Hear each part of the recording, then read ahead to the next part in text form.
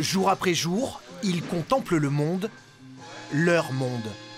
Après plus d'1 an et demi de travaux, Mini World n'est plus si mini. La quinzaine de modélistes et d'ingénieurs qui œuvrent sur ce futur parc d'attractions a même dû quitter l'usine TAS de Vaux-en-Velin pour pouvoir enfin assembler les 350 mètres carrés de maquettes qu'ils ont construits. On se rend vraiment compte dans un atelier comme celui-là que en fait, Mini World, c'est maxi, quoi. C'est un maxi world. Tout était dispatché dans plein de petits endroits. Et là, on a vraiment pu tout assembler et on s'est dit, même nous, on était surpris en montant un peu sur la mezzanine de voir la grandeur de nos mondes, en fait.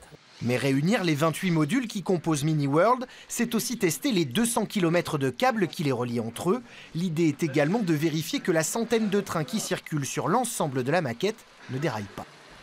Ça nécessite de mettre tous les modules à niveau, de les mettre très précisément les uns avec les autres, de s'assurer que les voies soient pile poil comme il faut. Et regardez là, la ligne TGV qui fait tout le tour, fonctionne, et donc ce qui nous permet de pouvoir vraiment vérifier que tous les liens sont bons. Ce changement d'atelier a aussi permis à l'équipe de gravir des sommets, en créant notamment cette énorme montagne de près de 4 mètres de haut. Et encore, les proportions n'ont pas été vraiment respectées. À notre échelle, ça peut paraître gigantesque. Enfin, à l'échelle du monde miniature, mais en fait, au 87e, ça ne fait pas une très grosse montagne si on fait le calcul. Ça fait une montagne de 400 mètres peut-être.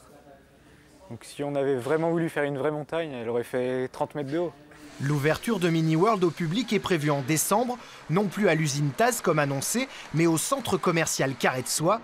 Pour l'équipe, c'est l'occasion de profiter de sa très belle fréquentation, près de 4 millions de personnes, mais pas seulement. À la base, on était sur 1700 m² de surface, et là, on part sur pas loin de 4000 m² de surface, donc ce qui nous permet d'avoir de la réserve et de pouvoir créer tous les 2-3 ans des nouveaux mondes. Premier nouveau monde envisagé, une reconstitution fidèle de Lyon. Et comme l'ambition de Mini World est d'être un grand parc d'attractions, les visiteurs auront même la chance de suivre en direct cette nouvelle construction.